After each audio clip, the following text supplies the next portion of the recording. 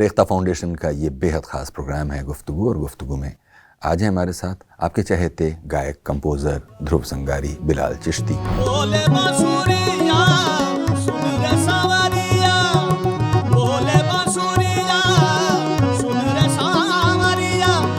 बिना माहे कछु नहीं भावे ध्रुव संगारी। पियारे पियारे पियारे पियारे थारे बिना लागे नहीं मारा जिया रे, हो थारे बिना लागे नहीं मारा जिया रे, हो थारे बिना लागे नहीं मारा जिया रे। गायक, कंपोजर और गीतकार ध्रुव संगारी बिलाल चिश्ती। ध्रुव संगारी सूफी और हिंदुस्तानी शास्त्रीय संगीत की दुनिया में बिलाल चिश्ती संगारी के नाम से भी जाने जाते हैं। 1981 में दिल्ली में पैदा हुए ध्रुव संगारी को बचपन से ही शास्त्रीय और सूफी संगीत में दिलचस्पी थी, जिसके चलते 7 साल की उम्र से ही ध्रुव ने शाहना बैनर्जी से संगीत की शिक्षा लेना शुरू कर दी। वक्त के साथ साथ ध्रुव संगारी की दिलचस्पी कव्वाली की तरफ बढ़ी और उन्होंने कव्वाल बच्चे घराने के कव्वाल उस्ताद मिराज अहमद निजामी से तालीम ली। इस सफर में वो जाने माने कव्वाल नुसरत फतेह अली खां से भी प्रेरित हुए। यूनिवर्सिटी ऑफ दिल्ली से हिंदुस्तानी शास्त्रीय संगीत में पढ़ाई पूरी करने के बाद ध्रुव संगारी ने कॉन्सर्ट्स और रिकॉर्डिंग आर्टिस्ट का पेशा चुना और कई बैंड्स के साथ अपना संगीत लोगों तक पहुंचाने लगे। इस दौरान ध्रुव संगारी ने ईटीवी उर्दू के तरंग की महफिल और डीडी उर्दू के रागों की हसीन दुनिया जैसे टेलीविजन कार्यक्रमों के लिए भी काम किया।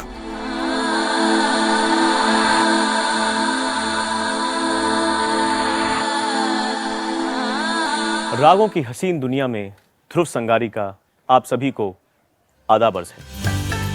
2012 में साइम चिश्ती की मशहूर नज्म हक मौला अली को ध्रुव संगारी ने अपने बैंड हम्बल मिस्टीक के साथ कोक स्टूडियो MTV के लिए परफॉर्म किया, जिसे बेहद पसंद किया गया।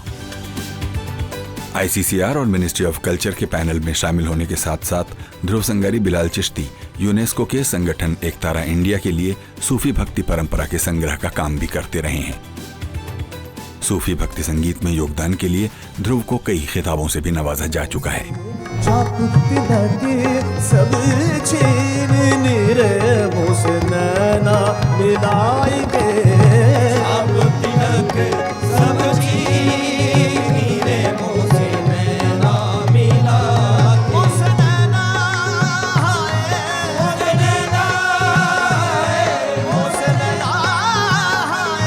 मुझसे नैना मुझसे नैना मुझसे नैना मुझसे नैना मुझसे नैना मुझसे नैना मुझसे नैना मुझसे नैना मुझसे नैना मिलाई के, छाप तिलक सब छीनी रे मुझसे नैना मिला के। बहुत बहुत स्वागत है।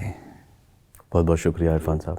ध्रुव संगारी बिलाल चिश्ती, ये बातें तो बार बार आपसे पूछी जाती होंगी कि ये दो नाम रखने का क्या सिलसिला है, और आप बता भी चुके होंगे, और हमारे वो देखने वाले जो आपके कई दूसरे इंटरव्यूज़ देख चुके हैं उस कहानी को जानते भी होंगे। लेकिन हमारे लिए याद कीजिए कि छुटपन में जब आपका मौसीकी की तरफ रुझान हुआ और आपने सीखना भी शुरू किया, गाना शुरू किया, वो जर्नी क्या है वो बताइए, और फिर बिलाल चिश्ती कैसे उस सफ़र में जुड़ा वो बताइए। अच्छी बात है। देखिए, दोनों जर्नीज़ लिंक्ड हैं, और हमारे यहाँ जो है क्या कहते हैं, गंगा जमुनी तहज़ीब की जो रवायत है, तो मैं जो हूँ उसका कायल भी हूँ और उसका मारा भी हूँ।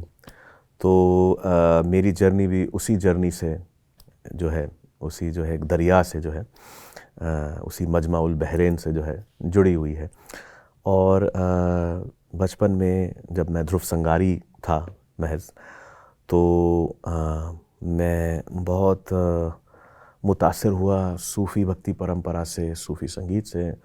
और हमारे घर में बहुत एक अच्छी रवायत थी कि हमारे यहाँ कोई भी फ़िल्मी गाने नहीं सुनता था, सिर्फ़ क्लासिकी मौसीकी और यानी रागदारी, और इसके अलावा सूफ़ी भक्ति कलाम और बहुत से बहुत गज़ल। तो अब बचपन से मैंने जो है बड़े गुलाम अली ख़ान साहब से लेके आबिदा परवीन जी तक और उस्ताद नुसरत अली खान साहब से लेके साबरी बरादरान तक, और जो हैं पंडित मल्लिकार्जुन मंसूर से लेके कुमार गंधर्व जी तक, सबको मैंने सुन डाला और हिफ्स कर लिया, लिटरली चाट डाला जिसे कहते हैं। और मेरी जो वालदा हैं वो मुझे सारे लाइव प्रोग्राम्स में ले जाती। उन दिनों दिल्ली शहर आज की तरह नहीं था। मंडी हाउस जो है कल्चर का हब होता था, और वहाँ पे चाहे कमानी ऑडिटोरियम हो या श्री राम सेंटर हो, आए दिन वहाँ म्यूज़िक और थिएटर और डांस ही होता था सारा टाइम। और शहर के जो लोग थे, unlike may be people who lived in Calcutta और बॉम्बे, जो दूसरे किस्म के संगीत से ज़्यादा वाकिफ़ थे, दिल्ली वालों की जो ग़िज़ा थी वो गज़ल, ख़याल, कव्वाली, कथक, इन चीज़ों पे, और ऑफ कोर्स थिएटर, इन चीज़ों पे बहुत ज़्यादा जो है कायम थी। और हम भी उसी माहौल में बड़े हुए। बहुत सारे कलाकार, अपने ज़माने के बड़े आर्टिस्ट्स, परफॉर्मर्स, इंटेलेक्चुअल्स जो हैं हमारी पेरेंट्स के सर्कल में थे, तो उनके शौक़ मेरे शौक़ भी बने। तो ये जर्नी कुछ इस तरीके से शुरू हुई। और मेरी जो नानी साहिबा थी, उनकी बड़ी ख्वाहिश थी कि मैं संगीत सीखूं। और तो मेरी मदर ने बहुत छोटी उम्र में मुझे एक टीचर के साथ लगाया, शाहना बैनर्जी, और वो हमारे एक फैमिली फ्रेंड के बच्चों को म्यूज़िक सिखाती थी। तो कुछ 6-7 साल की उम्र से मैंने सीखना शुरू किया, और चंद साल बाद मुझे तबले की तरफ बहुत मेरा रुझान हुआ, तो मैंने तबला सीखना शुरू किया BS रामन्ना जी के साथ। तो इसके बाद 11-12 साल की उम्र तक आते आते मुझे कव्वाली का रंग मुझ पे ऐसा तारी हुआ कि और ख़याल तो मैं सीख ही रहा था, तबला भी सीख रहा था। तो मैंने अपने आप ही बज़ाते ख़ुद मैंने उन ज़मानों में ये सड़कें ऐसी नहीं होती थीं, आप चल सकते थे। तो मैं कभी कभी वॉक करके या बस पकड़ के एक स्टॉप मैं दरगाह चले जाया करता था। और दरगाह निज़ामुद्दीन साहब में मुझे उस्ताद मिराज निज़ामी साहब मिले, और उस्ताद कादिर नियाज़ी साहब भी मिले। और उस्ताद मिराज निज़ामी साहब से मैंने रिक्वेस्ट की कि आप मुझे संगीत सिखाइए। तो उन्होंने कहा साथ बैठ जाओ बस मेरे।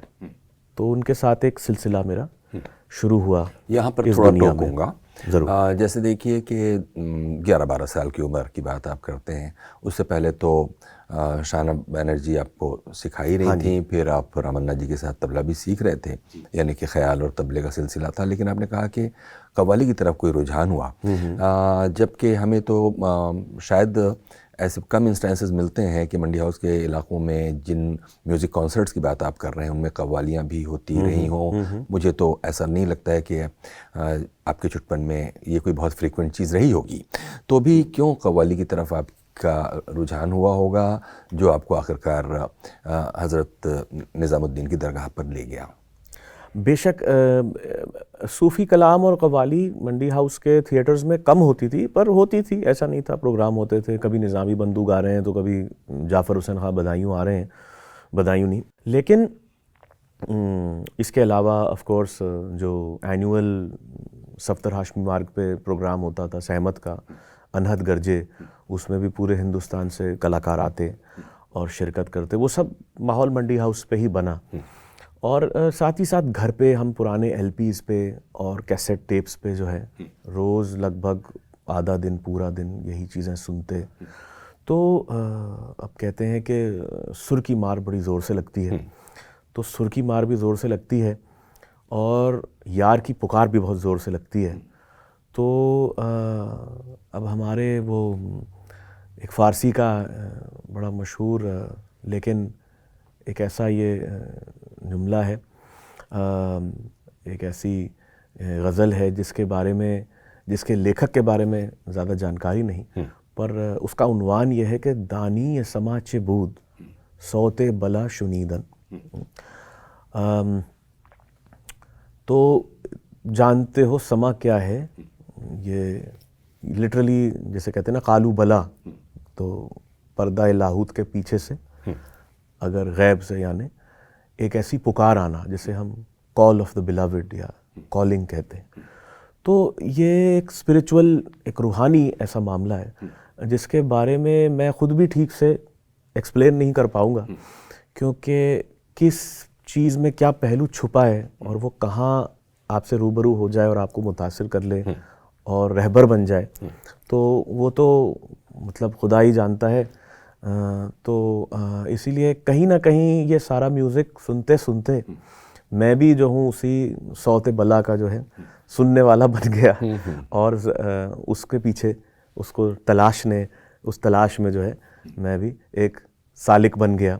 और ये कब शुरू हुआ, इसकी एग्जैक्ट डेट और एज और टाइम बताना, यानी इसके ज़मन व मकान का जो है आपको डिटेल ब्यौरा देना शायद मेरी कुव्वत से बहुत ज़्यादा मतलब परे होगा।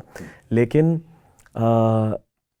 सफाइस टू से कि कहीं ना कहीं ये सारा म्यूज़िक, क्योंकि ख़याल गायकी भी हज़रत अमीर खुसरो रहमतुल्लाह अलैह की गायकी है, और जो है बाद में शाह इब्राहिम शर्की के दरबार में ये मुरक्का हुई, और बाद में फिर ऑफ कोर्स जो तानरस खान साहब के जो आल औलाद थे उन्होंने इस चीज़ को बहुत मकबूलियत दी, और आज ख़याल गायकी is synonymous with Indian classical music. हालांकि दूसरे फॉर्म्स भी हैं जैसे ध्रुपद, गीति प्रबंध गायन वगैरह वगैरह, और लेकिन ख़याल भी कव्वालों की ही देन है। तो ये भी एक चीज़ हमें समझनी होगी कि म्यूज़िक जॉनर्स की जो वैरायटी है, तो कव्वाल हमेशा उस इनोवेशन के मध्य में, उसके सेंटर में रहा। आज कव्वालों को कहते हैं ये तो ढाडी हैं, मिरासी हैं, ये तो बेसुरा गाते हैं। ये हालत बहुत अभी अभी की है, और ये सिर्फ इसलिए हुई है क्योंकि कहीं ना कहीं उस्ताद शागिर्द और पीर मुरीद का जो रिश्ता एक कट गया है, और वो ट्रेनिंग का जो लिंक है वो चेन टूट गई है। तो इसलिए आज काफ़ी सारे जो दरगाह पे गाने वाले हैं वो इस इल्म से थोड़ा गाफिल हो गए। लेकिन रागदारी का इल्म और प्रॉपर वोकल ट्रेनिंग जो है कव्वालों में तो सबसे ज़्यादा रही, और इतनी इन लोगों ने इजादें करी वोकली, जितनी हम वोकल ऑर्नामेंट्स लगाते हैं जैसे तरह तरह की ताने और हरकतें, बहुत सारी इनमें से जो हैं जो कव्वाल बच्चे घराने के जो रहे हैं उस्ताद, उनको इसका जो है ये सहरा उनके सर बंधेगा।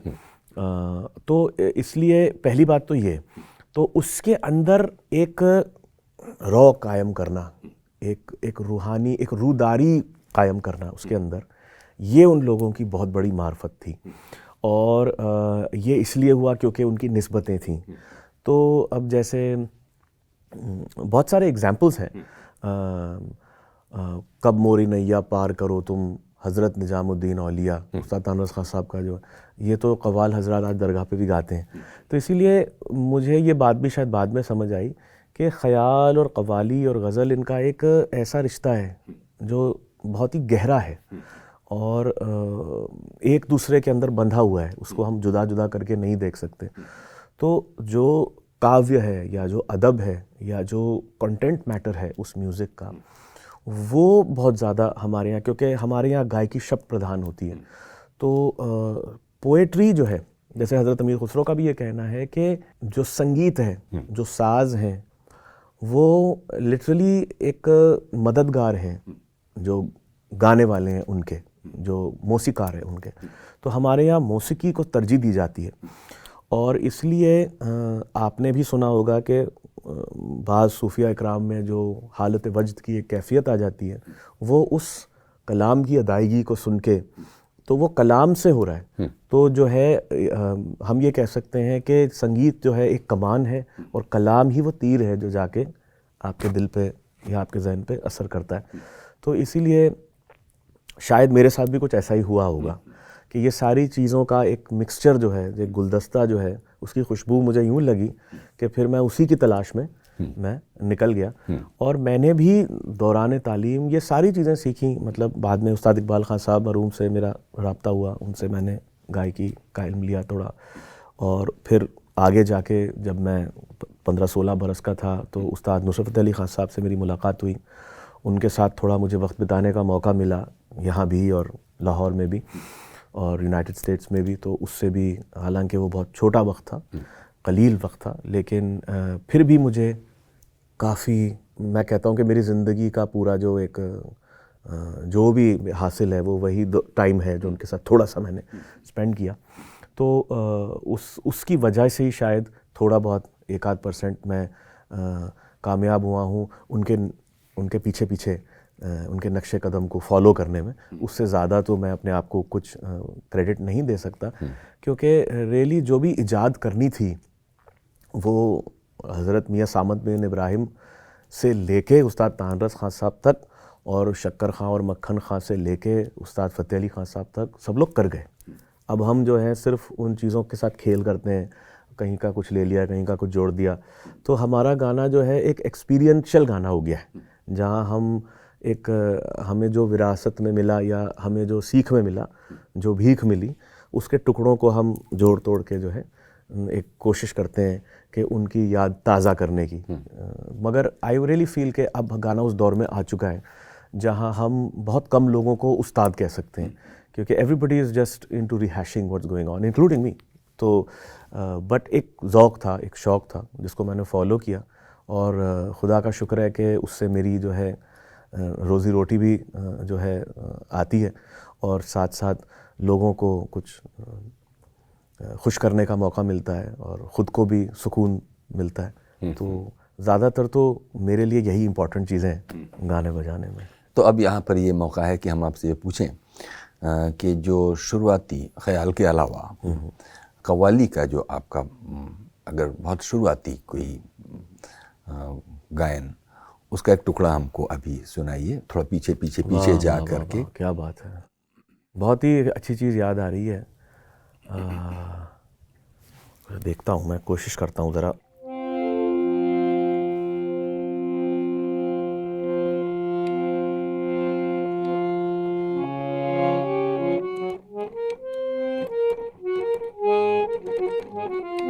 मुझे याद है कि एक दफ़ा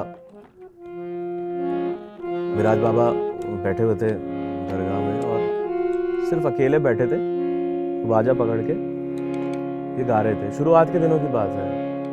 तो मेरा हमेशा यही तकिया कलाम रहता, मुझे ये सिखा दीजिए। कहते थे बैठ के सुन लो, ऐसे ही सीखोगे।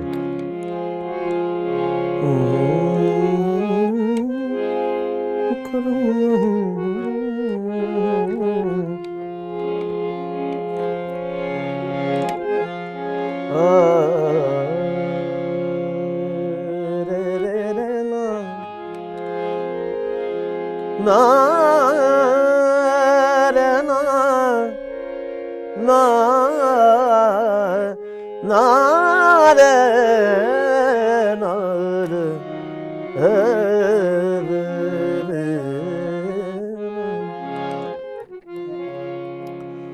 मुझे आपने बुलाया,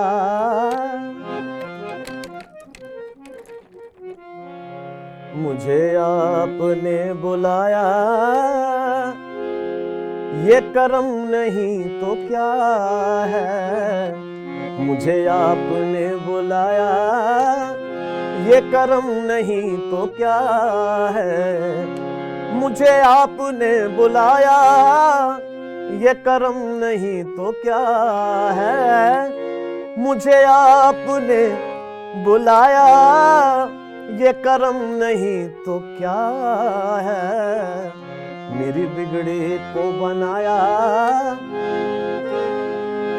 हाँ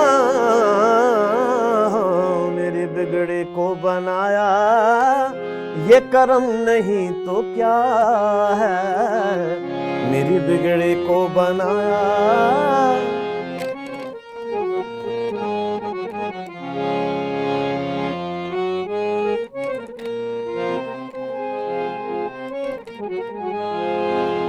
तेरी निगाह नाज से, तेरी निगाह नाज से दोनों मुराद पा गए। मेरी बिगड़ी को बनाया, ये करम नहीं तो क्या है।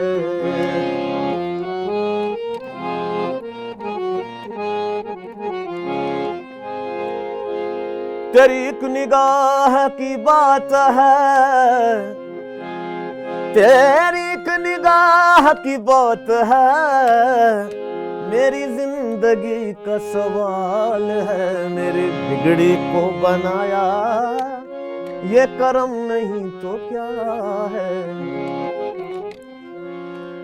निकला हूं जब भी धूप में ले नाम तुम्हारा,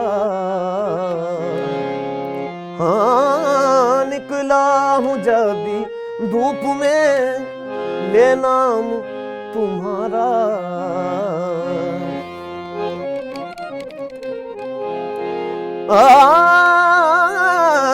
निकला हूं जब भी धूप में ले नाम तुम्हारा,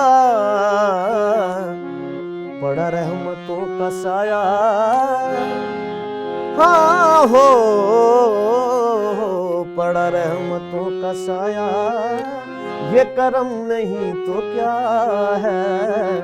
बड़ा रहमतों का साया, ये करम नहीं तो क्या है। मुझे आपने बुलाया, ये करम नहीं तो क्या है। क्या बात है, क्या बात, बहुत खूबसूरत। अब देखिए मुझे भी लगता है ऐसा कि ये बहुत दिनों बाद आपने ये गाया होगा। यकीनन अरसे बाद, क्योंकि ये स्टेज की चीज़ें तो है नहीं, ये तो निस्बती दरगाही चीज़ें हैं। शायद 10-15 साल बाद मैंने बिल्कुल, हाँ हाँ, लेकिन कितना मतलब उसमें एक नई एक ताजगी आपकी आवाज़ में भी मुझे सुनाई दी।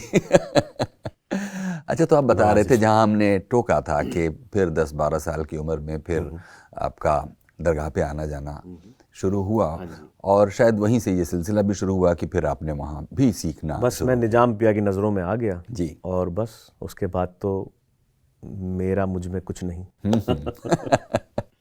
अच्छा, ये सब करते हुए फिर आपकी जो फॉर्मल पढ़ाई वगैरह है वो क्या हुई?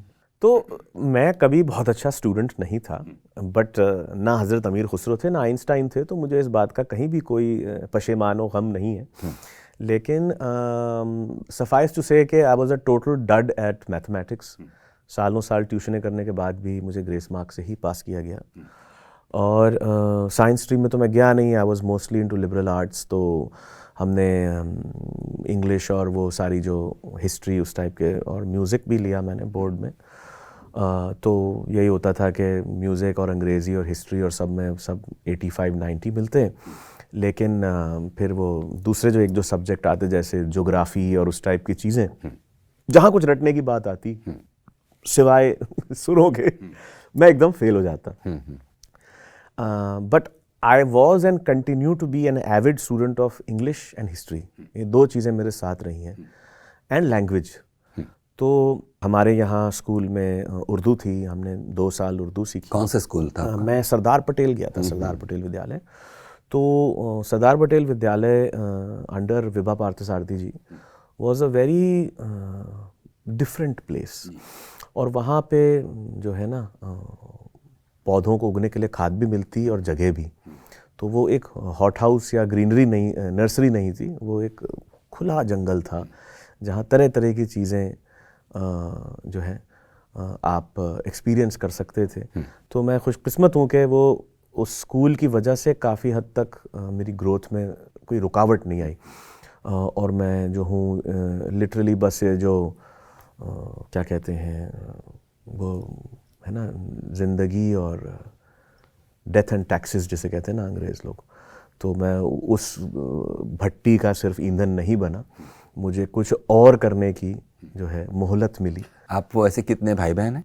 मेरे कोई भाई बहन नहीं है, मैं आप अपने माँ बाप के अकेले ही जी। संतान हैं? और तो जब मैं बहुत सारा वेट लूज़ करता हूँ और किसी प्रोग्राम में जाता हूँ तो लोग ये कहते हैं कि लगता है उनके भाई आए हैं। तो वो एक इमेजिनरी भाई है मेरा, जो कभी किसी फोटोग्राफ या पोस्टर में दिखता है, मैं कहता हूँ हाँ यार तब तो बड़ा पतला लग रहा था। उसके अलावा मेरा कोई भाई या बहन नहीं है। अच्छा, तो फिर ये स्कूल वाली पढ़ाई पूरी होने के बाद फिर आपने आगे दिल्ली यूनिवर्सिटी में शायद? मैंने म्यूज़िक में BA MA किए, और उसके ऊपर उस दौर को भी मैंने यूटिलाइज़ किया कि मैं यहीं इनफैक्ट फिल्म सिटी में हम लोग ने ऑलमोस्ट 150 एपिसोड किए होंगे तरंग की महफिल के, जिसमें I am proud to say कि लगभग इंडिया के जितने यंग टैलेंटेड क्लासिकल म्यूजिशियंस थे सबको मैंने बुला के इंटरव्यू किया। और वो ETV उर्दू के लिए उस टाइम शमा जैदी जी वहाँ क्रिएटिव मतलब डायरेक्टर थी, तो उनकी सरपरस्ती में बहुत अच्छा वहाँ काम हुआ, तो उसका भी मैं हिस्सा बना। और काफ़ी सारे मैंने कव्वाली के भी उनके लिए रिकॉर्डिंग्स किए। अपना मेरा नया ग्रुप था तब रूह सूफ़ी एंसेम्बल, तो 2002 से 2002 के बीच में काफ़ी सारी मैंने ऐसी चीज़ें करी और साथ साथ पढ़ाई चलती रही। बट अगेन पढ़ाई का ये आलम था कि जब थियोरी वगैरह आती थी तो थियोरी मुझे याद बहुत अच्छी तरह है, लेकिन मुझे कभी गवारा न था कि मैं एक एग्ज़ाम के बंधन में बंध के वो चीज़ें लिखूं, क्योंकि आई रियली बिलीव कि थियोरी आदमी जिस तरीके से इम्बाइब करता है ना, किसी भी चीज़ की थियोरी हो, उसमें अगर आपको सिर्फ बता दिया जाए कि आपको ये याद करना है, तो इवेंचुअली होता ही है कि जो चीज़ें आपको एग्ज़ाम के लिए रटनी है उसके अलावा आप सब बाकी चीज़ें भूल जाते हैं, और हम जो चीज़ें भुला देते हैं वो ज़्यादा इंटरेस्टिंग होती हैं अक्सर। तो इसीलिए मैं कभी भी कोई एस स्टूडेंट नहीं था व्हेन इट केम टू थियोरेटिक्स, लेकिन परफॉर्मेंस में मुझे हमेशा अच्छे मार्क्स मिलते और कदर मिलती, दाद मिलती।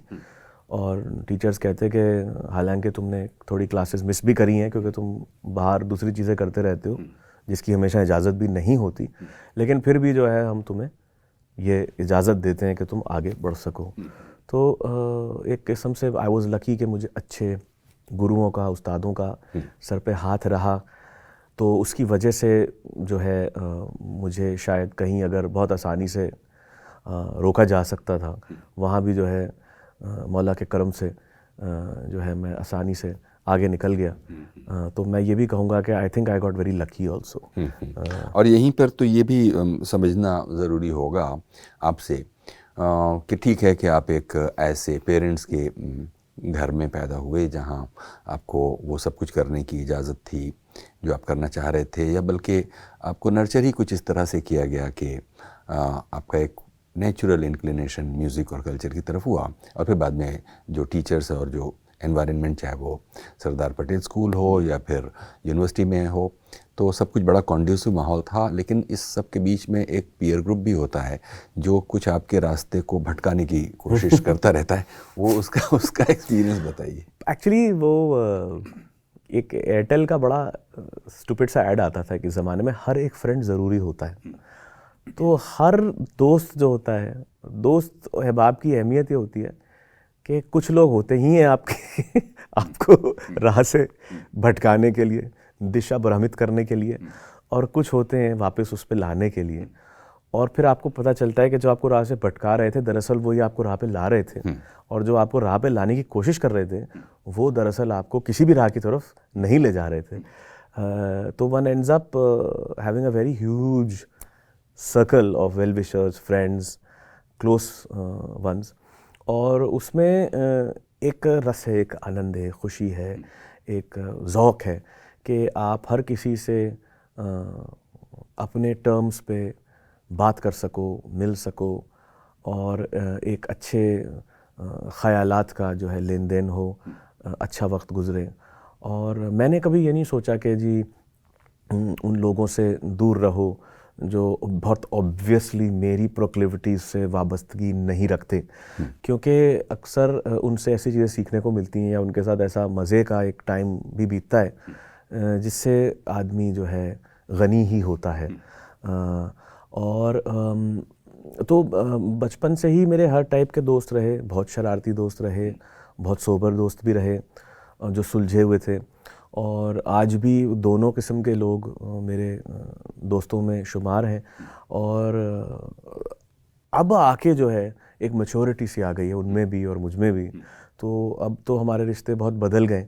लेकिन बचपन में एक चीज़ कॉमन रही कि चाहे वो शरारती दोस्त हों जो सारा टाइम कुछ उल्टे सीधे कामों में ही लगाने की कोशिश करते थे, या वो बहुत सुलझे हुए दोस्त हों, वो मेरी ज़िंदगी में जो म्यूज़िक था वो उससे बहुत ज़्यादा इम्पैक्टेड रहे। यहाँ तक कि हमने सरदार पटेल में पहली कव्वाली का ग्रुप बनाया, एक ऐसी मंडली बनाई आर्टिस्टों की जिसमें मेरे न सिर्फ म्यूज़िक क्लास के बल्कि हर टाइप के फ्रेंड उसमें शामिल थे। तो हमारे यहाँ एक स्कूल में ट्रेडिशन होती थी कि जो वैलेडिक्टोरियंस हो रहे थे, जो लोग अब स्कूल छोड़ के सीनियर्स जा रहे थे, तो उनको हम एक बहुत बड़ा सेंड ऑफ देते। तो उसके अंदर म्यूज़िक का ऑब्वियसली बहुत बड़ा रोल था। हमारा म्यूज़िक डिपार्टमेंट बहुत रेप्यूटेड था, बहुत अच्छे अच्छे श्री चंद्रकांत शहाने और उमा शंकर चंडोला ऐसे अच्छे अच्छे जो है म्यूज़िशंस जो ऑल इंडिया रेडियो में भी जाने जाते थे अपने टाइम पे, वो लोग आके वहाँ सिखाते थे और सब क्लासिकल वाले ही लोग थे। तो वो उनकी कंपोजिशंस और उनकी जो टीचिंग मेथड्स थी, उनकी वजह से हमारा आज भी जो हमारा क्वायर है वो अवार्ड्स जीतता है हर जगह। तो एक बहुत हमने कव्वाली का पूरा एक प्रोग्राम तैयार किया और उसमें मैंने इन सबको ट्रेन किया। शायद 10-15 दिन तक उनको क्लासेस से थोड़ी मोहलत मिलती थी आने के लिए। तो उसके बारे में 20-20 साल बाद भी लोग तज़किरे करते हैं। मैं जब कभी स्कूल जाता हूँ किसी चीज़ के लिए, तो ये मेरे लिए शर्फ की बात है कि वो कहते हैं कि वो वैसा प्रोग्राम फिर नहीं हुआ, वो वैसा प्रोग्राम फिर नहीं हुआ। तो आई थिंक कि कहीं ना कहीं उस चीज़ से लोग बहुत मुतासिर थे, इम्पैक्टेड थे तो I think so I became in a sense that common thread between friends कि ये म्यूजिशियन बंदा है, ये न्यूट्रल है, ये सबका है। तो वो उस तरह से एक बड़ा मज़े का भी टाइम बीता। तो कभी कोई ऐसी कोई रंजिश या किसी से दूरी इस तरीके से बनी नहीं। हाँ, आइडियोलॉजी और पॉलिटिक्स और हर तरह की जो है कल्चरल बातों पे इंतशार तो होता ही रहता है, लेकिन एक म्यूज़िक जो बाइंड करता है चीज़ को, वो एक बहुत स्ट्रॉन्ग लिंक है। ये तो हुए वो दोस्त या दुश्मन जो कि आपसे बाहर मौजूद थे। आपके अंदर भी एक आपका दोस्त या दुश्मन होता है और वो भी कॉन्फ्लिक्ट किसी उम्र के पड़ाव पर शुरू हो जाता है। ये अलग बात है कि आपको अभी शायद यूनिवर्सिटी की पढ़ाई के ज़माने में ही आपको ईटीवी का वो एक असाइनमेंट जैसा मिल गया जो आपके लिए एक तरह से आपको क्रिएटिव सेटिस्फैक्शन भी दे रहा था, पैसे भी दे रहा था। लेकिन तब तक पहुँचते पहुँचते आपने अपनी ज़िंदगी में कामयाबी या कहाँ जाना है इसका कोई मैप प्लान जैसा बनाया था क्या? पता नहीं, मुझे याद आ रहा है कि एक दफ़ा मेरी वालदा ने मुझसे एक रेस्टोरेंट में जहाँ मुझे आइसक्रीम खिलाने ले गई थी, वहाँ बिठा के पूछा कि तुम क्या करना चाहते हो। तो मैंने कहा कि मैं कव्वाली गाना चाहता हूँ, और तब शायद मैं 15 साल का था। तो कहीं ना कहीं ऑब्वियसली मतलब मैं बहुत सारी चीज़ों से बहुत अट्रैक्टेड था उन दिनों में। तो of course who doesn't want to become a pilot और आई डोंट नो डॉक्टर। लेकिन ऑब्वियसली वो मैप खुद ब खुद ही बन रहा था, क्योंकि जब मुझसे पूछा जाता तो मैं इसी टाइप के जवाब देता कि तुम क्या करना, मैं म्यूज़िक में जाना चाहता हूँ। तो फिर लोग कहते हैं कि अरे गाने बजाने वाले तो झोंपड़ियों में रहते हैं, तुम क्या करोगे। मैंने कहा रह लूँगा झोंपड़ी में, कोई मसला नहीं है। तो इस तरीके की जो है बातें बहुत सुनी और झेली। लेकिन बहरहाल जो वो क्या है ना कि जो होना होता है वो होता है, तो उसमें हमारा भी कम्प्लीटली इख्तियार नहीं होता। क्या कहता है अल्लामा इकबाल के, पता मंजिल है ना होशे जाता है मंजिल मुझे, जा रहा हूँ जिस तरफ ले जा रहा है दिल मुझे। तो वही हुआ कि वो बस मैं दिल की सुनता गया और चलता गया, और अभी भी वही कर रहा हूँ। तो मैं सुबह उठता हूँ तो मुझे समझ नहीं आता कि मैं क्या कर रहा हूँ, लेकिन कुछ ना कुछ तरीके से दिन मेरा प्लान हो ही जाता है। तो मेरी पूरी लाइफ ऐसे ही चलती है। हालांकि यहाँ ज़रूर ये मेरे लिए दिलचस्पी का विषय है कि एक दिल्ली के खाते पीते घर में पैदा हुआ एक बच्चा जो धीरे धीरे म्यूज़िक की तरफ बढ़ जाता है।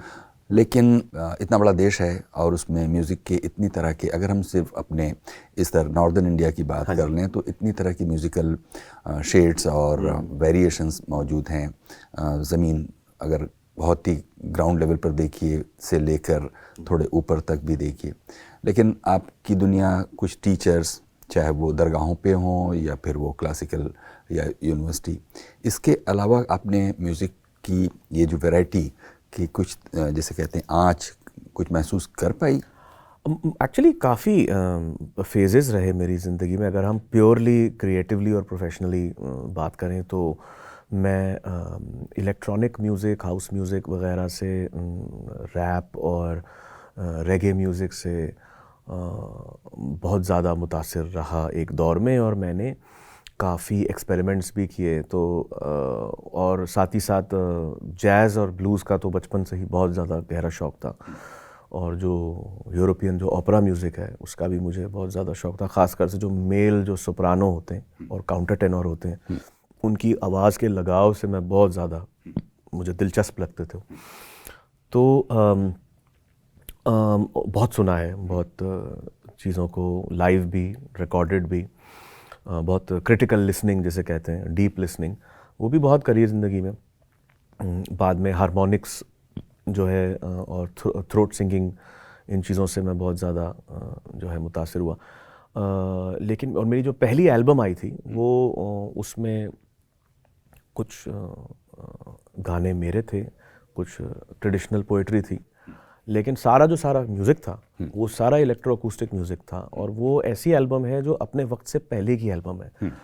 वो एल्बम बाद में जाके एक ब्लूप्रिंट बनी बहुत लोगों के लिए, जिन्होंने फिर ऑब्वियसली बहुत अच्छा पर हम लोग क्योंकि मेरा जो ताल्लुक़ था वो सूफ़ी वर्ल्ड से ज़्यादा रहा, क्लासिकल वर्ल्ड से ज़्यादा रहा, तो मैं ख़ुद अपना काम करके उसको भूल गया।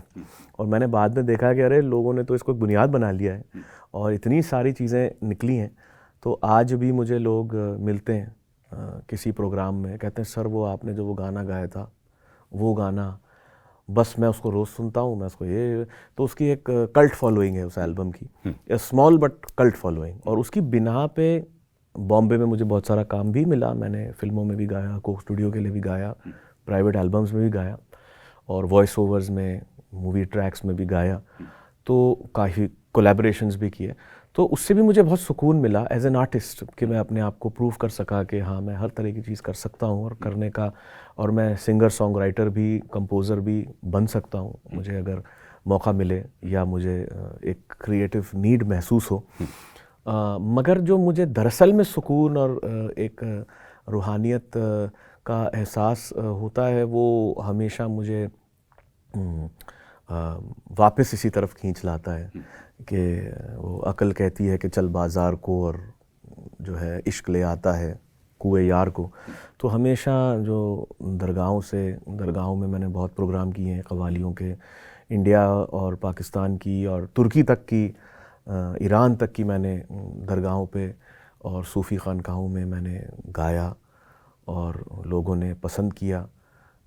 यूनाइटेड स्टेट्स और यूरोप में भी बहुत सारी सूफ़ी जो श्राइन्स और मॉस्क्स और लॉजेस हैं, उनमें मुझे काफ़ी इन्विटेशंस आज भी मिलते हैं। तो एक तो पूरा जो एज़ अ कव्वाल मेरा एक ऐसा कव्वाल जिसकी निस्बत है, जिसको कव्वाली गाने की इजाज़त है, तो एक तो मेरा वो पूरा जो है, और तालीम और तरबियत के साथ, ऐसा नहीं कि वो एक बॉलीवुड स्टाइल में या कोई कॉपीकैट स्टाइल में, जहाँ आप समझते हैं कि अरबी, फ़ारसी, हिंदवी, पंजाबी ये क्या चीज़ें हैं, क्या बात कही जा रही है, शायरी जो है किसके लिए कही जा रही है, आरिफाना कलाम जो है उसके मायने क्या हैं, बुज़ुर्गान दीन कौन थे, उन्होंने क्यों और कैसे और किन हालात में, किन अहवाल में उन्होंने ये कलाम लिखा, और क्यों ये एक स्पिरिचुअल और कल्चरल इम्पोर्टेंस रखता है इस्लाम और सूफ़ीज़म के लिए। तो एक तरफ तो वो सारी चीज़ें बहुत स्ट्रॉन्गली हैं और बहुत बड़ा मेरा ये मतलब अक़ीदत भी और मेरी एक खुशकिस्मती भी थी कि मुझे इस जैसे तरीक़त में मुझे आने का एक चांस मिला, समा ख़्वान बनने का चांस मिला। और जो बाहर की जो दुनिया है उससे भी मैंने एंगेज किया है, और ऐसा नहीं है कि मैं आइसोलेशन में रहा या तो, पर मैं वो बंदा हूँ जो अपना ही काम स्टेज पे नहीं गाता। मुझे लोग काफ़ी मतलब वो ताने भी देते हैं कि भाई तुमने वो फ़लाँ फिल्म में इतना हिट गाना गा दिया और तुम जो हो बस हारमोनियम और सारंगी से आगे देखते नहीं, और तुम्हें तो लोगों को नचवाना चाहिए। तो फिर मैंने सोचा कि इवेंचुअली आई थॉट हाँ क्यों नहीं, क्योंकि एज एन आर्टिस्ट अगर मैंने कुछ अचीव किया है तो मुझे डेफिनेटली वो शेयर करना चाहिए। तो ऑफ लेट पिछले 2-3 सालों में, 4 सालों में मैंने 2 सेट्स बनाए। एक प्योरली इलेक्ट्रो अकूस्टिक सेट जिसमें मैं वो चीज़ें गाता हूँ जो ज़्यादा पॉपुलर हैं, थोड़ी सी जो है बॉलीवुड के रंग की चीज़ें, और मेरा अपना जो मेन स्ट्रीम में गाया हुआ गाना बजाना है वो उस बैंड में ज़्यादा शामिल रहता है। तो उसमें फिर आपके ड्रम्स और बेस और ये चीज़ें ज़्यादा आती हैं। और जो लेकिन जो दूसरा जो मेरा रूह सूफ़ी ensemble है वो अभी भी मेरा एक मेन मोड ऑफ एक्सप्रेशन है, जिसमें जो गज़लियात और कसीदे और कलाम और काफ़ियाँ और मनक़बत और सारी जो चीज़ें हम पढ़ते गाते हैं। ऑफ कोर्स पिछले 2 साल में तो हर चीज़ जैसे कहते हैं ना, everything has been turn on its head. तो अब गाना बजाना जो है कब और किन हालात में और कहाँ होगा, इसके लिए हम बस इंतज़ार करते रहते हैं। तो खुदा इस वबा को जल्दी हमारी ज़िंदगियों से हटाए, क्योंकि एक आर्टिस्ट के लिए इससे बड़ी सज़ा नहीं हो सकती कि वो जो है अपनी ऑडियंस से दूर हो। और हमारे लिए तो ऑडियंस तो एक पहलू है, हमारे बुज़ुर्गान दीन के जो हमारे उनके जो मज़ारात हैं और इबादत गाहें हैं और खानकाहें हैं, उनसे भी हम दूर हो गए इस चक्कर में। तो वो हमारे लिए तो दोनों, एक स्पिरिचुअल और एक प्रोफेशनल, दोनों मार जो है एक आर्टिस्ट के लिए है ये। तो डेफिनेटली आज उसकी कमी महसूस होती है, लेकिन एक स्ट्रेंथ भी आती है कि I am waiting and I am ready to you know. अच्छा, तो कव्वाली तो आपने जैसा कि कहा कि वो आपका जैसे एक कोर एरिया और कोर इंटरेस्ट का एरिया है, जिसका कुछ रंग हम पहले भी सुन चुके हैं, आगे भी सुनेंगे। लेकिन आपने बीच में जो जैज़, ब्लूज़ या सोप्रानो की बात की, देखें तो तरह के आपकी आवाज़ के क्या रेंजेस और क्या है भले किसी की नकल की ही तरह सुनाइए, लेकिन नहीं, नकल तो मैं वैसे नकल अच्छी उतार लेता हूँ, लेकिन मुझे झेप भी आती है। तो मैं पता नहीं, मैं अगर आपकी इजाज़त हो तो मैं अपने दूसरे काम से कुछ पेश करूँ। और तो ये एक ऐसा सॉन्ग है जो कई लोगों के दिलों के बहुत करीब है, और ये 2007 में जो है चैनल वी पे इतना बड़ा हिट था कि चार्ट्स पे बहुत दिनों तक घूम रहा था। और देखिए, ये जो जैज़ और ब्लूज़ और वेस्टर्न क्लासिकल म्यूज़िक के स्केल्स होते हैं, इनकी सिंप्लिसिटी ही हर चीज़ होती है। जैसे कहते हैं ना, सादगी में ही क़यामत की अदा होती है। तो अगर आपको सादा मिजाज से सादे बंदों बंदियों के लिए एक सादी बात कहनी है, तो आप उसमें अगर कली बूटे लगाएंगे तो लोग नहीं सुनेंगे, वो आपको उठा देंगे महफिल से कि भाई आप हमारे सर के ऊपर से गा रहे हो। तो वो भी एक बहुत बड़ा उसमें एक अंडरस्टैंडिंग होनी पड़ती है कि सॉन्ग कैसे लिखा जाए, कैसे कंपोज किया जाए।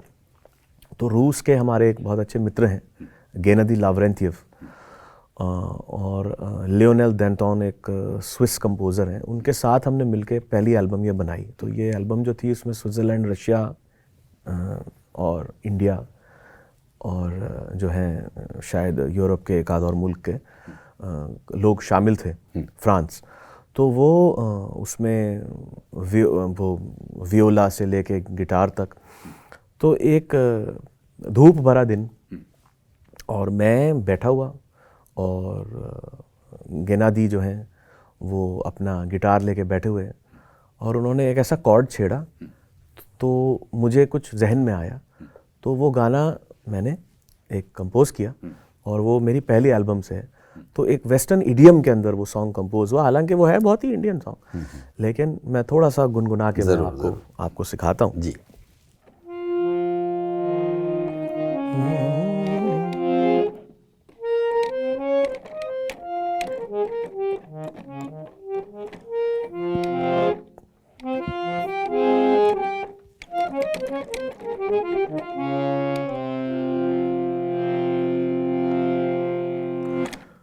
सोना मुख तेरा चनावे गुलाब नालों चंगा, सोना मुख तेरा चनावे गुलाब नालों चंगा, नशा जेड़ा तेरी अख दा, नशा जेड़ा तेरी अख दा, शराब नालों चंगा, सोना मुख तेरा चनावे गुलाब नालों चंगा, सोना मुख तेरा चनावे गुलाब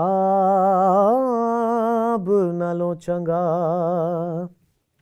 तेरी याद जदों आवे सावां चैन दियां लावे, तेरी याद जदों आवे सावां चैन दियां लावे, प्यार वाले ठंडे पानी विचों दिल डुब जावे, दर तेरे दा गुलाम होने दा मैं हक मंगा सोना, मुख तेरा चना वे गुलाब नालों चंगा सोना, मुख तेरा चना वे गुलाब नालों चंगा, नशा जेड़ा तेरी अख दा, नशा जेड़ा तेरी अख दा, शराब नालों चंगा सोना, मुख तेरा चना वे गुलाब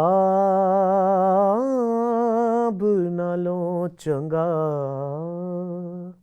कुछ इस तरीके से। वाह क्या बात। तो आप सोच सकते हैं कि सिर्फ इसमें बहुत ही मिनिमलिस्ट इस्तेमाल हुआ है, just a guitar, few ambient percussive sounds and vocal, that's it.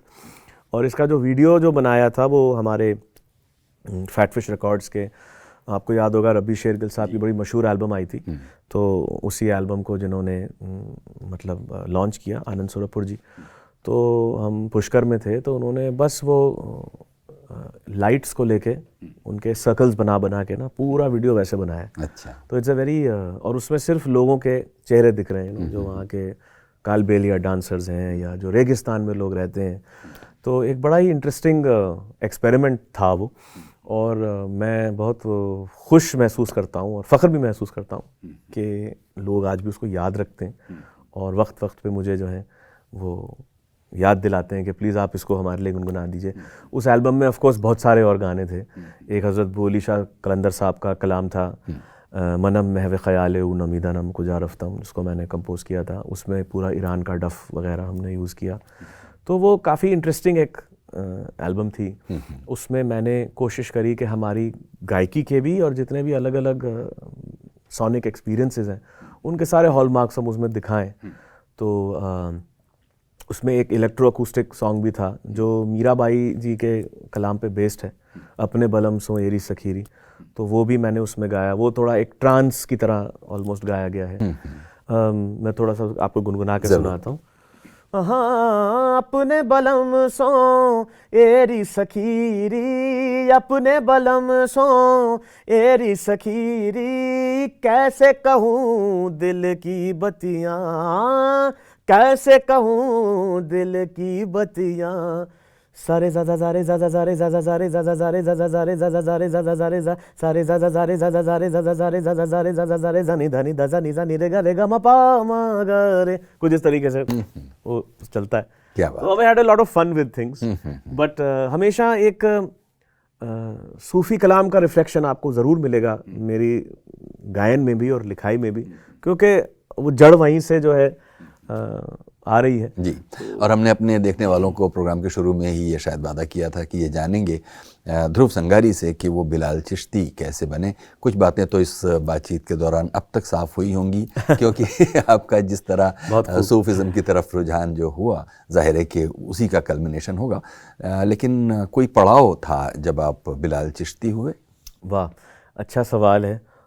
Again इसका कोई एक जवाब नहीं, लेकिन मैं आपको एक टाइमलाइन दे सकता हूँ रफली कि मुझे बहुत छोटी उम्र से जो है तसव्वुफ़ की तरफ और इस्लामिक मिस्टिसिज्म जिसे कहते हैं और उन सारी की सारी चीज़ों की तरफ मेरा दिल बहुत जाता था। मुझे जो क़िरात में और अज़ान में एक संगीत था वो बहुत दिल को मेरे बहुत ठंडा करता था, खुशी देता था।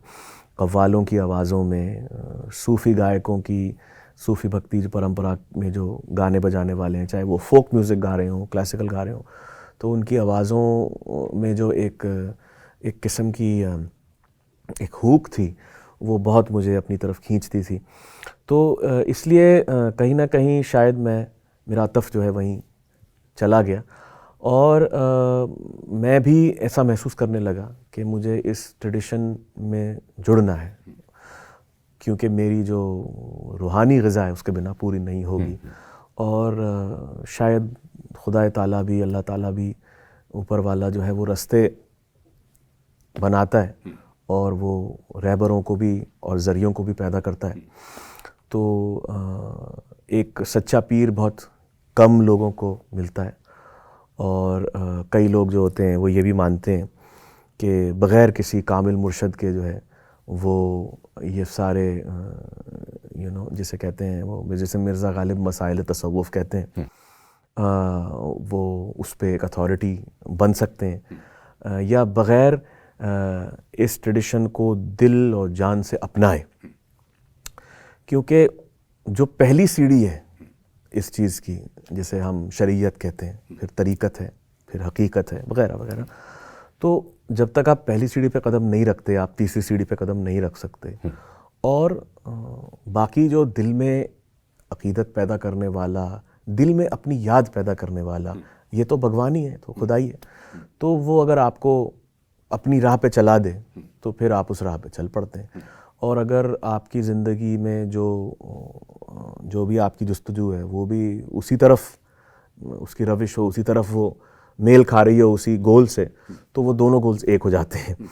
तो जैसा मैं अभी पढ़ रहा था कि तेरी निगाह नाज से दोनों मुराद पा गए, तो वो जो निगाह नाज है उसने ऐसा करम किया कि मैं 2007 में या 8 में मैं जो हूँ फॉर्मली फिर बिलाल चिश्ती बना और अजमेर शरीफ में मेरी निस्बत हुई। और मेरे पीरो मुर्शद जो हैं वो डॉक्टर सैयद नजमुल हसन चिश्ती साहब, नजमुल पिया, और वो बहुत सीनियर वहाँ के खुदाम हज़रात में से हैं। और जो उनसे मुझे मिला वो यकीनन और कोई नहीं दे सकता था। और मैं ये नहीं कह सकता कि मेरे पास कोई इल्म लादूनी है, मैं सिर्फ़ एक म्यूज़िशन हूँ, लेकिन मेरी जो निस्बत है मुझे यकीन है कि वो जो है मुझे सही राह पे रखेगी। और मेरी कोशिश ये रहती है कि मैं जो भी करूं कभी उस निस्बत को कॉम्प्रोमाइज़ ना करूं, क्योंकि वो एक वही है जिससे मेरा वजूद है। तो आज से 13-14 साल पहले, जैसा मैंने ज़िक्र किया, अजमेर शरीफ में उन्होंने मुझे अपने हाथ पे बैत किया, और उससे कबल वो दिल्ली में मुझे आके मिले थे। तो सैयद सलमान चिश्ती साहब और डॉक्टर नजमुल हसन साहब, उनके साहबजादे हज़रत जवाद साहब, वो सब के सब दिल्ली आए थे। और जामिया मिलिया इस्लामिया में एक प्रोग्राम था कवाली का, तो शाही कवाल अजमेर शरीफ के उस्ताद असरार हुसैन साहब और उनकी फ़ैमिली वो वहाँ आए हुए थे। और उनके बाद मेरा प्रोग्राम था, तो वो अपने साउंड से बिल्कुल खुश नहीं थे। और फिर वो उठे तो वो बोले कि भाई देख लो, स्टेज तो ऐसा ही लग रहा है। मैंने कहा कि आपने माहौल गर्म कर दिया है और मैं चाहूँगा कि आप वापस आएँ। तो मैंने कुछ कलाम गाए, फिर उनको मैंने वापस बुलाया, फिर हमने मिलके कुछ कलाम पढ़े। तो उधर ही हज़रत साहब से मेरी पहली मुलाकात हुई थी। और उन्होंने कहा कि कभी अजमेर आइए। तो ये जो प्रोग्राम था इसका नाम है जश्न अमन। और हमारी एक बचपन की सहेली हैं, वो स्कूल में बचपन से हमारे साथ हैं, श्रेया, तो वो इसको चलाती हैं, हर साल करती हैं। अभी तो नहीं हो रहा क्योंकि कोविड की वजह से। तो उन्होंने उस पर मुझे गाने के लिए इनवाइट किया। तो वो एक ज़रिया बनी जिनसे मैं हज़रत साहब से रूबरू हो पाया। और उसके बाद फिर उनसे मैंने बैत किया, और बैत करने के बाद फिर मेरी कहानी आगे चली वहाँ से। वहाँ मैं और एक हज़रत हमारे बहुत करीबी जो अब इस दुनिया में नहीं है, शेख इब्राहिम साहब, उनसे मैं टच में आया, क्योंकि वो भी वहाँ शेख साहब के मुरीद बनने आए। उनको उन्होंने खिलाफत दी, तो तुर्की में जाके उन्होंने चिश्ती, एक पहली चिश्ती खानका को उन्होंने स्टार्ट किया। तो मैं हर साल वहाँ जाता हूँ और सूफ़ी कलाम भी पढ़ता हूँ और रहता भी हूँ। तो इस तरीके से फिर कड़ियाँ जुड़ती गईं और लोग मिलते गए, जुड़ते गए। और हर जगह मुझे अजमेर शरीफ में बहुत ज़्यादा लोगों ने मोहब्बत दी और मेरे गाने को, मेरे कलाम को पसंद किया। और मेरे उस्ताद नुसरत अली खान साहब भी 1978 में पहली दफ़ा वहाँ हाज़िरी करने गए थे। और तो मेरे पीरो मुर्शद जो थे, उनको वो मंज़र आज भी अच्छी तरह याद है। तो उन्होंने बोला कि तुम्हारा उस्ताद भी यहाँ आए थे और तुम भी यहाँ आए हो। तो यकीनन जो जैसे कहते हैं ना कि लाइफ साइकिल सिक्लिकल भी होती है और लीनियर भी होती है, आगे भी बढ़ती है, लेकिन बार बार जो है वक्त दोहराता भी है। तो उसमें भी एक खूबसूरती है, एक क्या कहते हैं, एक ऐसा जुड़ाव महसूस होता है जो चीज़ें गुजर गई उनसे। तो मुझे लगता है कि कहीं ना कहीं मैं भी उस ट्रेडिशन में शामिल हूँ और उस चीज़ को मैं आगे बढ़ा रहा हूँ अपनी कोशिश से। पुराना पर्शियन कलाम, अरबी कलाम, उसको दोबारा ज़िंदा करके पुरानी हिंदी की कॉम्पोजिशनें जो लोग भूल गए हैं, जो नई गाना पसंद करते हैं, कोशिश करता हूँ कि उनको मैं थोड़ा सा एक नया फ्रेशनेस दे के एक उनको दोबारा मैं पेश करूं। और वो कलाम जो बहुत ज़्यादा मकबूल है, लेकिन हमारे यहाँ कव्वाल हजरात उनको उसको हाथ नहीं लगाते क्योंकि वो उसके गाने में मुश्किल पेश आती है। तो कोशिश करता हूँ कि अपने आप को कभी कभी चैलेंज करूँ, वो भी पढ़ूँ। तो मैं नॉर्मली दरगाहों में जब उर्सों में गाता हूँ या हाज़िरी देता हूँ तो मैं कोशिश करता हूँ कि ऐसा कलाम पेश करूं जो दूसरे लोग नहीं पढ़ते, ताकि लोगों को कुछ खुशी महसूस हो। और मुझे याद है कि मैंने जो सबसे पहले कलाम गाया था अजमेर शरीफ में, और मेरे उस्ताद साहब ने भी जो सबसे पहले कलाम गाया था, और ये इत्तेफाकन हुआ क्योंकि जब मैंने ये कलाम गाया तो मुझे इस बात का ना इल्म था, और शायद अगर था भी तो उस वक्त मेरे जहन में ये बात नहीं थी कि खान साहब भी यही कलाम सबसे पहले पढ़ के गए अजमेर शरीफ में। तो 1978 एंड देन 2008। तो मैं थोड़ा सा आपके लिए वो ज़रूर 2 लाइनें उसकी पेश करूँगा।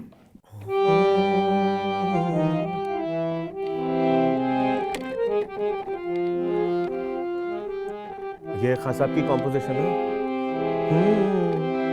तुम हो जाने अली दाता हिंदल वली, तुम हो जाने अली दाता हिंदल वली, मेरे ख्वाजा पिया, मेरे ख्वाजा पिया, तुम हो जाने अली दाता हिंदल वली, मेरे ख्वाजा पिया, मेरे ख्वाजा पिया, तुम हो जाने अली। मौला अली के नूर नजर हो, मौला अली के नूर नजर हो, प्यारे नबी के लखते जिगर हो, मुझ पे इनायत शामो सहर हो, मुझ पे इनायत शामो सहर हो, सैयदे मोहतरम कर दो करम, सैयदे मोहतरम वो कर दो करम, सैयदे मोहतरम कर दो करम, मेरे ख्वाजा पिया, मेरे ख्वाजा पिया, तुम हो जाने अली। तो ये कलाम था जो इंटरेस्टिंगली खान साहब ने भी अपनी पहली हाज़िरी में गाया, और मैंने भी, मुझे भी ये गाने का गुड फॉर्चून मिला। तो वो दिन आज भी मुझे याद है कि मैं एक अजीब से ब्लैक और ग्रीन कुर्ते में बैठ के, जो मेरे लिए बहुत कसा हुआ था, ये कलाम पेश कर रहा था, और लोग आके कह रहे थे कि हमें खान साहब की याद आ रही है। तो मैंने लगा कि शायद मुझे इससे बड़ी दाद तो नहीं मिल पाएगी कभी। तो वही कहते हैं कि ये सब तुम्हारा करम है कि बात अब तक बनी हुई है। तो मैं यकीनन मानता हूँ कि बुज़ुर्गों में उनकी की हुई अच्छी कही हुई अच्छी बातों में और उनके कहे हुए अच्छे कामों में ऐसा एक असर होता है जो उनके जाने के, उनके पर्दा करने के बाद भी मौजूद रहता है। और अगर हम उसको इन्वोक करेंगे, उसकी वाइब्रेशंस को उससे कनेक्ट करेंगे, तो हमें ज़रूर वो उनकी दुआएं और उनकी ब्लेसिंग्स हमें मिलती रहेंगी। जी, तो बहुत बिल्कुल आपने सही ये बात कही। ध्रुव जी, हम लोग करीब करीब बातचीत के आखिरी हिस्से में पहुँचे हैं जी। यहाँ हम आपसे ये ज़रूर जानना चाहेंगे, थोड़ी देर पहले जो आप ये कह रहे थे कि किस तरह से फिर आपका जो ये इंक्लिनेशन सूफिज़म की तरफ था, वो फिर आपको बैत करने तक ले गया। लेकिन ये राह अगर देखें तो दोनों ही हिसाब से ये बहुत ही कांटों भरी राह है, रूहानी हवाले से भी और दुनियावी हवाले से भी। बेशक पहली राह में सब कुछ छोड़ने और बहुत ज़्यादा जिसे कहते हैं त्याग की मांग होती है, और आखिरकार इंसान गलतियों का पुतला है और वो वापस लौट के वो उसमें आता है मटेरियल। और दूसरी तरफ हम एक ऐसे वक्त में रह रहे हैं जहां आप अपनी एक पहचान जो कि दूसरे के ख़िलाफ़ हो उस पर आपको कायम रहने को कहती है कि आप एक अगर हैं तो आप दूसरा नहीं हो सकते।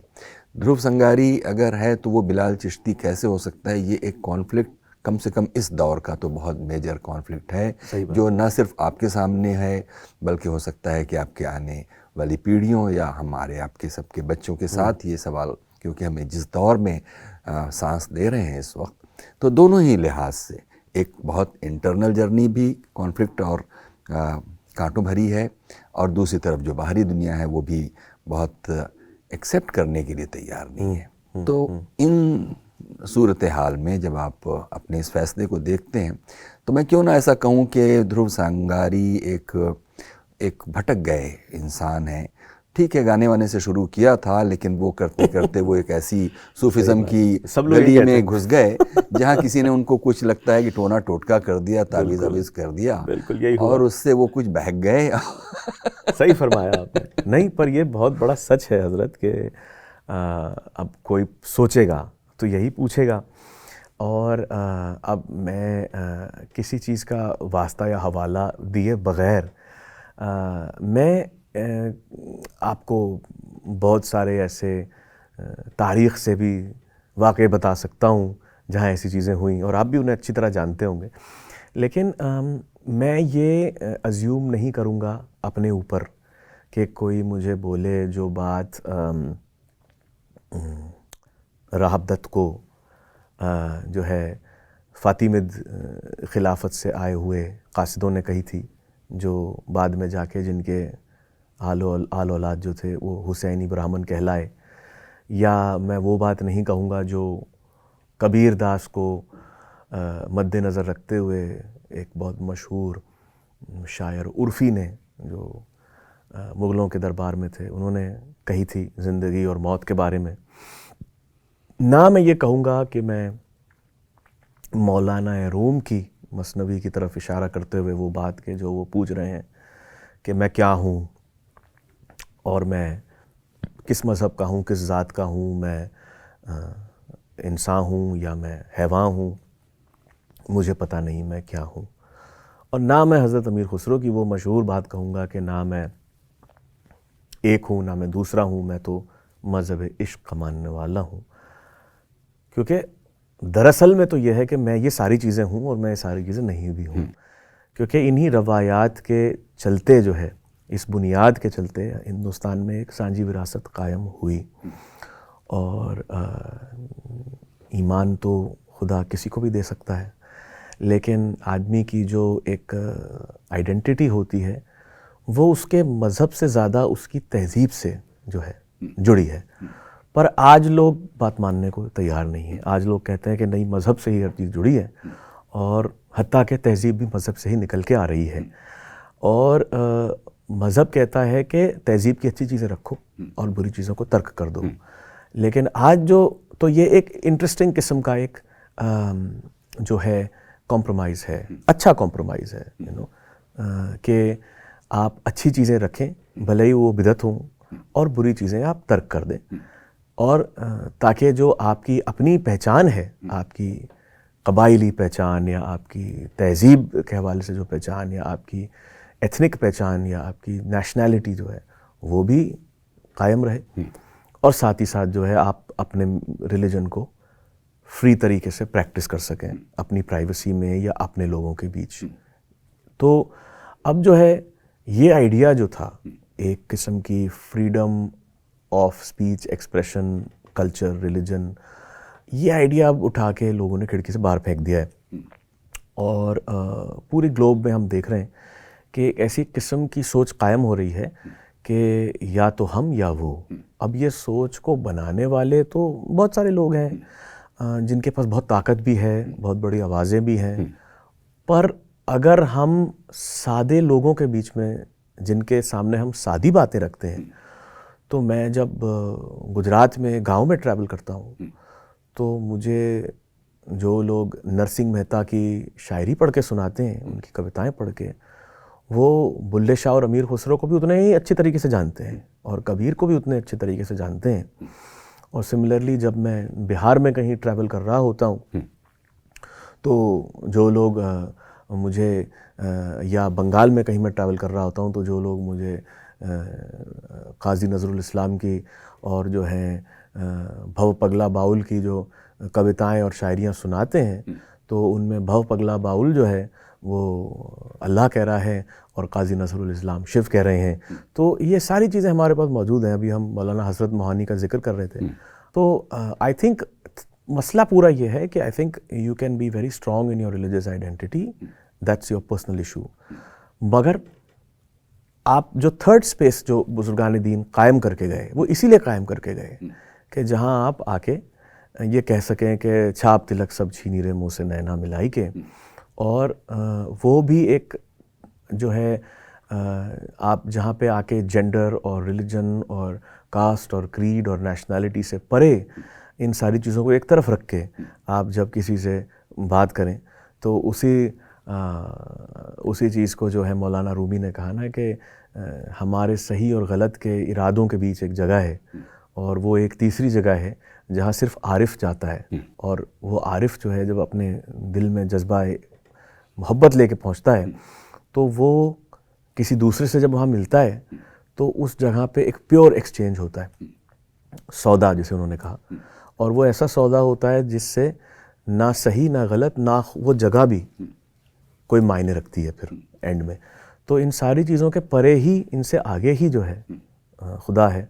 और यकीनन हम वहदत का या जिसे अद्वैत भी कहते हैं उसका तसव्वुर हम लोगों को जब तक मिल के उनको जानेंगे नहीं और जब तक वो हमें नहीं जानेंगे हम कभी भी इस नतीजे पे पहुंच ही नहीं पाएंगे जिस नतीजे पे एक दारा शिकोह पहुंचता है या हज़रत अमीर खुसरो पहुंचते हैं या मौलाना रूमी पहुंचे या कबीर दास पहुंचते हैं या गुरु नानक पहुंचते हैं। अब तो इसलिए आई फील कि इन बातों का कोई भी डायरेक्ट आंसर देना आज के दौर में भी या पहले भी शायद मुनासिब ही नहीं था। पहले लोग थोड़े ज़्यादा संजीदगी से और थोड़े ज़्यादा अपने बुद्धि से काम लेते थे तो वो ये चीज़ें समझ जाते थे, अनकही बातों के बीच की बातें।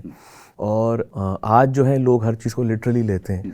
तो इसीलिए जो लोग हर चीज़ को लिटरली लें, चाहे वो मतलब किसी भी किस्म के कट्टरवादी हों या वो अपने आप को बहुत ज़्यादा लिबरल भी कहते हों, उन लोगों से आर्ग्यू करना या उनको अपनी बातें समझाना आई थिंक अब बहुत मुश्किल हो गया है। तो इसीलिए मेरा तो सबसे सिंपल आंसर ये होगा कि हाँ, ये राह बहुत मुश्किल है, मेरे लिए भी है और शायद कई लोगों के लिए थी जो इस राह पे चले। लेकिन जो इससे मिल रहा है, जो हासिल हो रहा है, वो इतना ज़्यादा ग्रैंड है, इतना ज़्यादा एक मोजिज़ा अंगेज़ एक ऐसा मंज़र है जो हमारे तसव्वुर पे छा जाता है जब हम इन बातों से, उन लोगों से जिन्होंने इस सोच को पैदा किया, उनको याद करते हैं या उनका तसव्वुर करते हैं, तो वो उसको कम्प्लीटली वर्थ इट बना देता है। क्योंकि अब जब मेरे मन के अंदर जो है एक ऐसी दुनिया है जिसमें मैं कलंदर हूँ, तो फिर मुझे बाहर की दुनिया से इतना ज़्यादा क्या सरोकार। क्योंकि एक शायर कहते हैं, मेरा जहन से नाम निकल रहा है अभी, इस हमारे दौर के ही शायर हैं, वो कहते हैं, समी एजाज शायद, वो कहते हैं कि बज़ाहिर जो कलंदर है हकीकत में मुजावर है, उसी पर इश्क सजता है जो अंदर से कलंदर हो। तो अंदर से कलंदर जो है फिर वो जो है उसका कनेक्शन फिर एक ऐसी अनसीन वर्ल्ड से हो जाता है कि जब फिर उसको बाहर की दुनिया में इंटरेस्ट कम होने लगता है। और बाहर की दुनिया में उसका एक कदम ज़रूर रहता है, पर it becomes more and more of an effort every time to try and explain one's inner states to people who don't even know that you can have an inner state.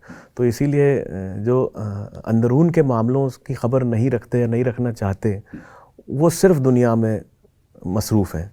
और अगर दुनिया उनसे ले ली जाए, आज दुनिया तो एक फ़ोन में सिमट गई है, तो फिर वो इतने ज़्यादा डिस्टर्ब हो जाते हैं कि उनको सांस लेना भी दूभर हो जाता है। मैं बहुत खुशकिस्मत हूँ कि मेरे पास मेरी रूहानियत है, मेरा संगीत है, और मैं जब आंखें बंद करता हूँ तो जो है ख्वाजा साहब मेरे सामने आ जाते हैं, तो बस जो है वो मेरे लिए काफ़ी हो जाता है। और पहले मैं बहुत जो है तर्क दुनिया और तर्क उक़बा की बातें करा करता था लोगों से, लेकिन अब मैं इस स्टेट में हूँ कि मैं कहता हूँ कि मेरा म्यूज़िक ही मेरे लिए बात करे।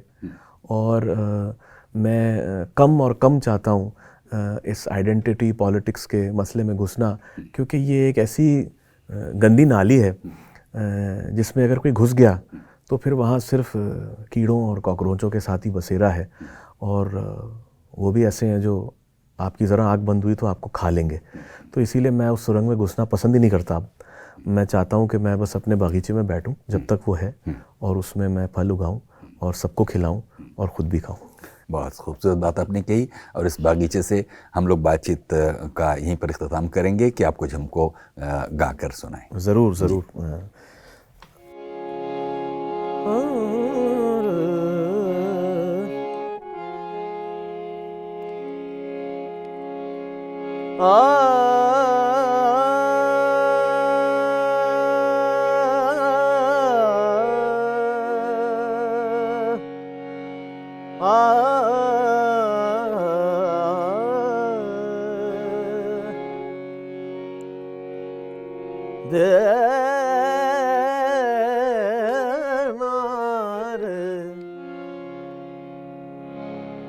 माटी के तुम दीवरे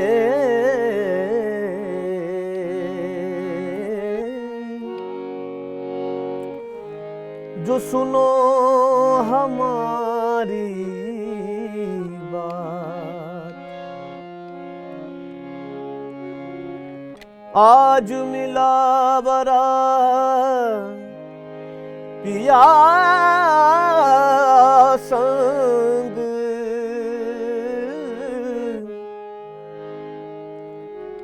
आज मिला बरा पिया संग, तुम जगियो सारी रात रे, तुम जगियो सारी रात, आज रंग है रीमा रंग है री, आज रंग है रीमा रंग है री, आज रंग है रीमा रंग है री, आज रंग है रीमा रंग है री, मेरे ख्वाजा के घर रंग है री, आज सजन मिला बरा मोरे आंगन माँ, सजन मिला बरा ओ इस आंगन माँ, सजन मिला बरा मोरे आंगन माँ, आज रंग है री माँ रंग है री, आज रंग है री।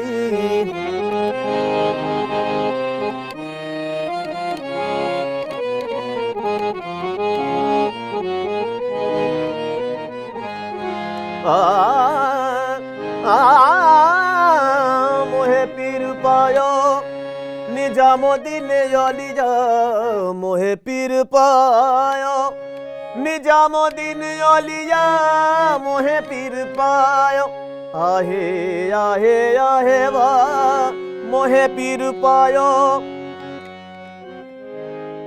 निजामुद्दीन औलिया, मोहे पीर पायो, मोहे पीर पायो निजामुद्दीन औलिया, वो तो जब देखूं मोरे संग है री माँ रंग है री, आज रंग है री माँ रंग है री, आज रंग है री माँ।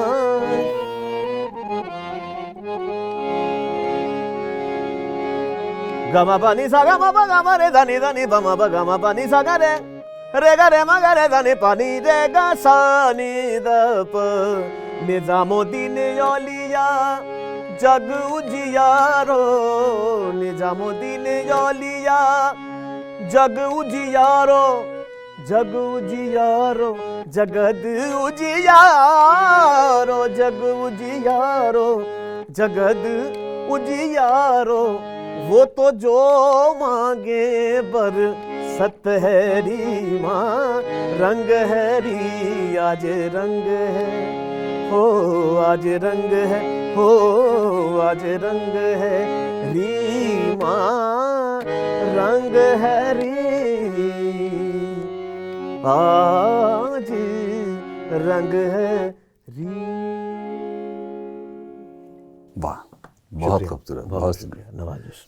तो बहुत शुक्रिया ध्रुव संगारी, आप हमारे लिए हमारे शो में आए, हमने इतनी बातें की और आपका इतना मधुर संगीत हमने सुना। हमारे सुनने वालों के लिए भी हालांकि कुछ तशनगी ज़रूर रह गई होगी क्योंकि बहुत कुछ है आपके पास सुनाने के लिए, लेकिन आखिरकार प्रोग्राम का एक वक्त और एक मियाद होती है। बहुत बहुत शुक्रिया, बहुत शुक्रिया। मुझे बुलाने का बहुत बहुत शुक्रिया और इस नवाजिश के लिए बहुत बहुत इनायत, आपकी दाद का बहुत बहुत शुक्रिया। यकीनन मैं इसका हकदार नहीं, बहुत बहुत शुक्रिया आपका। बहुत शुक्रिया। उम्मीद है कि फिर इसी तरह की ये और किसी दूसरी चर्चा में हम लोग दोबारा बैठेंगे। It will be my pleasure. बहुत बहुत शुक्रिया। बहुत शुक्रिया। गुफ्तगू में आज थे हमारे साथ ध्रुव संगारी, बिलाल चिश्ती। कुछ कहना चाहते हो आज की इस एपिसोड के बारे में तो आप हमें लिख सकते हैं guftgu@rekhta.org पर।